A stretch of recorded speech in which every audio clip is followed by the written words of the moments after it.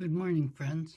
It's Wednesday, June 4th, and this is your silver linings for the day.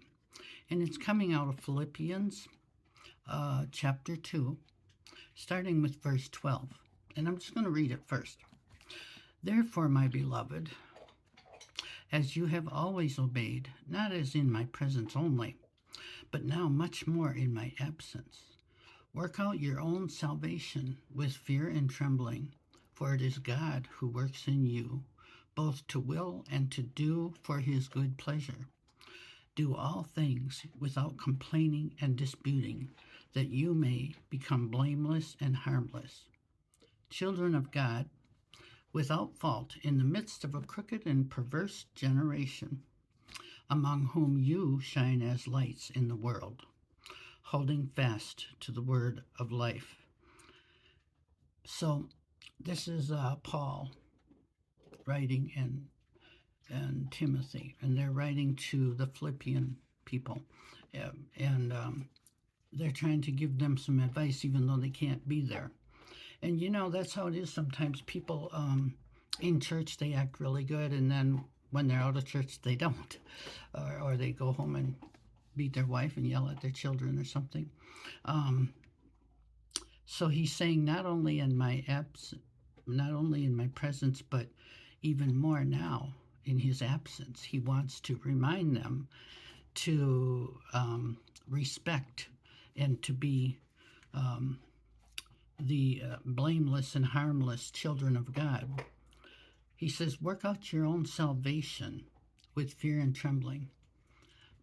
He wants you to continue to work even after you've been saved. He wants you to continue to work and continue to work on it, doing whatever it is that God has led you to do with fear and trembling, because we think of Jesus as nice and gentle and kind, which he is, but we don't always think of what God would really be if we met him in person. God is so huge and so awesome, and so he's everything. So it's not going to be, I think we would be terrified. And the best thing we can do is to work on our salvation. And it says, for it's God who works in you, both to will and to do for his good pleasure. So he leads you into where he wants you to be and to what you're supposed to be doing. And it is for his will and for his good pleasure that he wants you to do these things. And then it says we should shine as lights in the world, holding fast the word of life in the midst of a crooked and perverse generation. Well, how did they know that was, or has there always been that kind of people? But anyway, we are to shine as lights that are on. People can see us. They can see what we stand for. They may not like us, but they can see us because we're lights, because Jesus was the light.